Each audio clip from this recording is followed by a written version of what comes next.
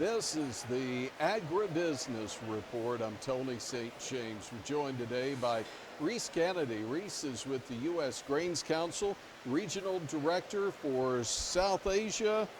What are we talking about? What kind of area would be South Asia? Yeah, when you talk about South Asia, well, first I'm based out of our New Delhi office there. So that's where we center our operations in South Asia. And we're really looking at the subcontinent. So India obviously is a very important market for us, is where the majority of our work happens. But we're also tracking markets like Bangladesh, which is a growing market with 170 million people, modernizing diets, so the poultry sector is booming there. And then also working with countries like Nepal, Sri Lanka, and Pakistan as well. What prepared you to work in Southeast Asia? At what point in your career did you say, I'm going to Southeast Asia to help promote grains? Well, I think, I've always been really passionate about the U.S. agriculture sector. You look at a market like China 20 years ago or 30 years ago maybe. That's where India is today. So India is currently the largest population in the world. They're a modernizing economy that isn't at the level that maybe China is today, but they are projected to be the world's second largest economy by 2075. And so with that, we're seeing massive middle class growth. They're looking at 50 million today. That number is going to reach 500 million by 2047 due to all projections.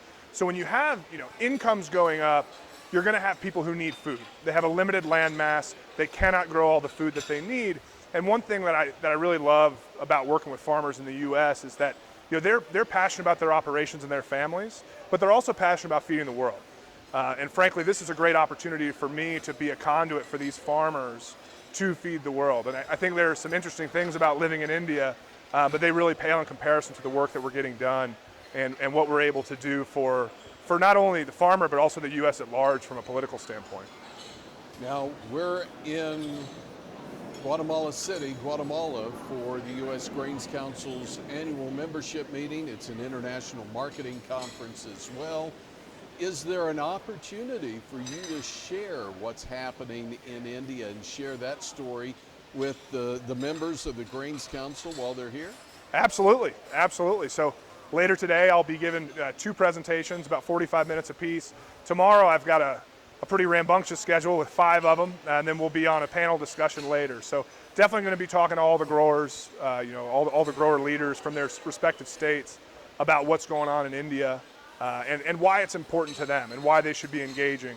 We haven't seen a lot of movement in policy in India thus far, but we are hitting a point where they are running out of coarse grains.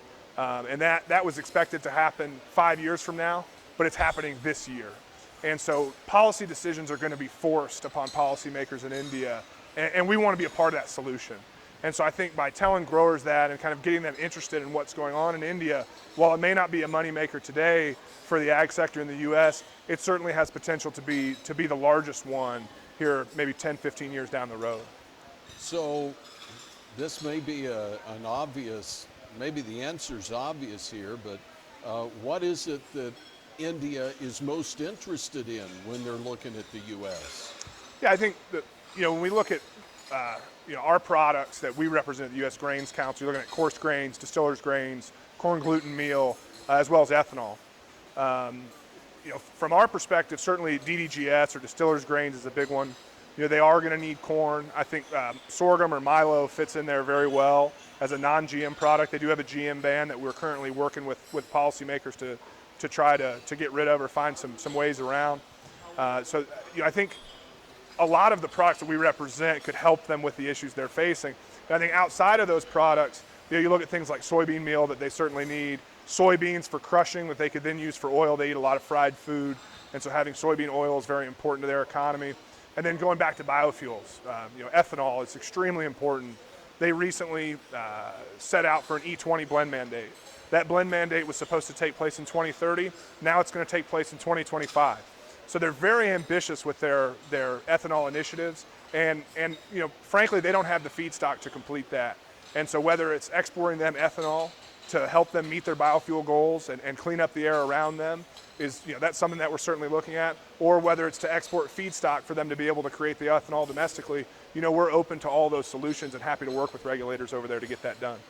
You said that's something we're looking at, but are other countries watching India, especially when it comes to the blending side of this? Are they watching India as being a leader on that front? 100%. So India, during the G20 summit that happened in September in New Delhi, they did come out and started the Global Biofuels Alliance.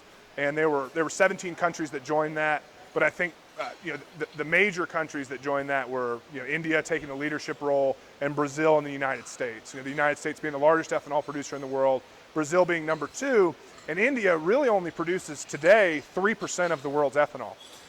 So while it's a small chunk of it, it does tell the other 14 members of the Global Biofuels Alliance, hey, you can do this too. I know you've been looking at the US model and the Brazil model, and you may not think that works for you, but we, India, we're telling you that it works for you too, and you should be a part of this.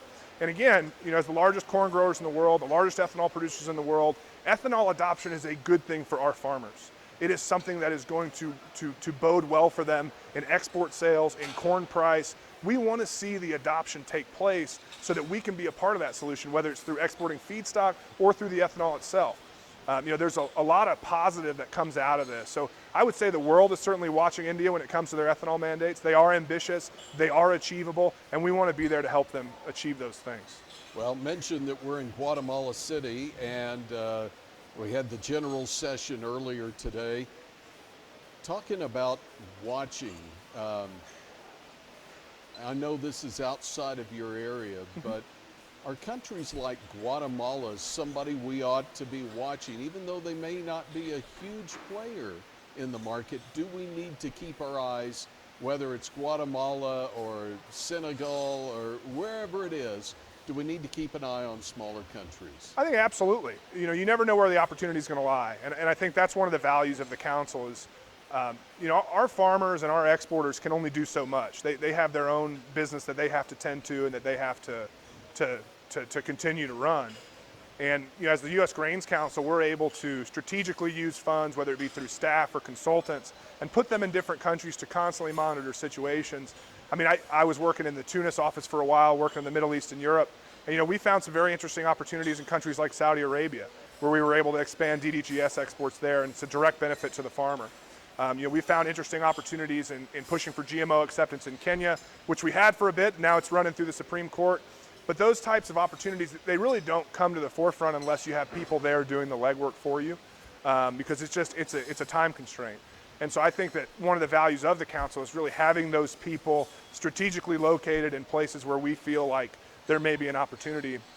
And USDA has been very supportive of our initiatives with different grants that they've given us, whether it be through the Agricultural Trade Promotion Grant that came out a couple of years ago in 2019, or if it's the Regional Agricultural Promotion Program, or RAP funding, as it's known, that's coming out over the next 5 years.